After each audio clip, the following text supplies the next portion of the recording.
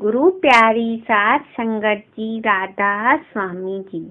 हम सब बाबा जी के दर्शन करने और सत्संग सवाल जवाब सुनने तो बड़ी खुशी से चले जाते हैं, लेकिन क्या कभी हमने इस बात पर विचार किया है कि बाबा जी को दर्शन देने और संगत के साथ सवाल जवाब और सत्संग करने के लिए क्या कुछ करना पड़ता है। अब आप कहोगे कि बाबा जी तो रब हैं और रब तो कुछ भी कर सकता है। ये बात आपकी बिल्कुल ठीक है कि बाबा जी रब है, लेकिन साध संगत जी, रब जब हमारे बीच अवतार लेते हैं तो शरीर के दायरे में आते हैं, क्योंकि हम जैसे नादानों और भटके हुए इंसानों के साथ कम्युनिकेशन करने के लिए संतों को शरीर रूपी चोले में आना पड़ता है। पुराने युगों में भी अगर हम देखें तो भगवान ने जब जब अवतार लिए वो सब अवतार शरीर रूपी चोला पहन कर ही लिए। और शरीर सबका थकता है, वो चाहे आम इंसान हो या कोई पूर्ण गुरु। लेकिन हमारे बाबा जी की बात करें तो बड़ी हैरानी होती है कि बाबा जी ने सिर्फ पिछले 9 दिनों में अपनी संगत की खुशी के लिए वो कर दिखाया जो एक आम इंसान के बस की बात नहीं है। 24 फरवरी से लेकर आज 4 फरवरी तक बाबा जी ने जो किया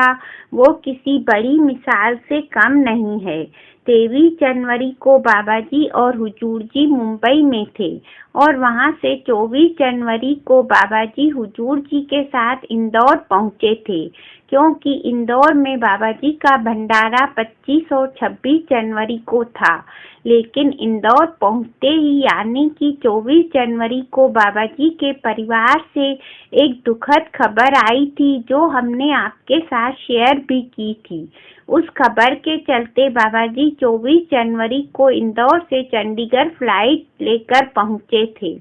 और उसी दिन फ्लाइट लेकर आप जी वापस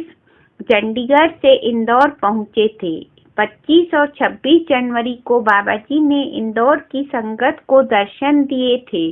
सवाल जवाब किए थे और सत्संग फरमाया था।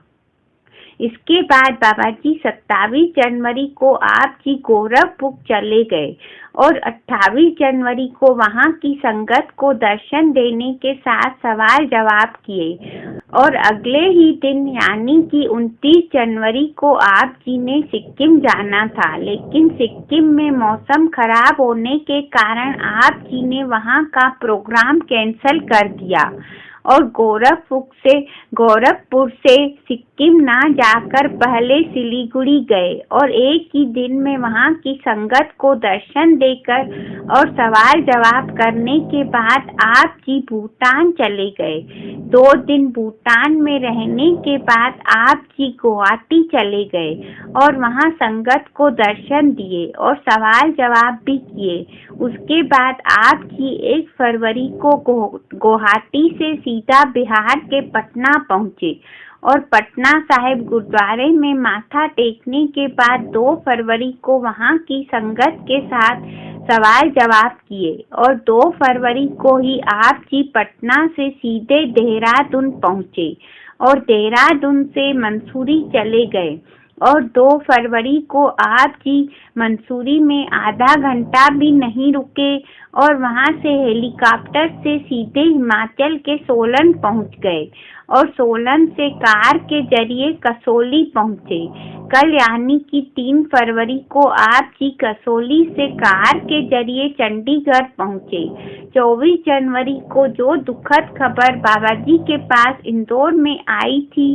उसके अनुसार बाबा जी के भाई साहब के ससुर जी की डेथ हो गई थी और जैसा कि हमने बताया कि बाबा जी तब भी इंदौर से उनके संस्कार पर चंडीगढ़ आए थे। कल उन्हीं के भोग पर बाबा जी दोबारा से चंडीगढ़ गुरुद्वारे में गए थे और वहां गुरु ग्रंथ साहिब जी का पाठ हुआ और कल ही बाबा जी अपने अगली डेस्टिनेशन के लिए निकल गए थे। साथ संगत जी 9 दिनों में एक के बाद एक इतना ट्रेवल किसी भी आम इंसान के बस की बात नहीं है और अभी भी बाबा जी थमे नहीं हैं या डेरे वापस नहीं गए हैं।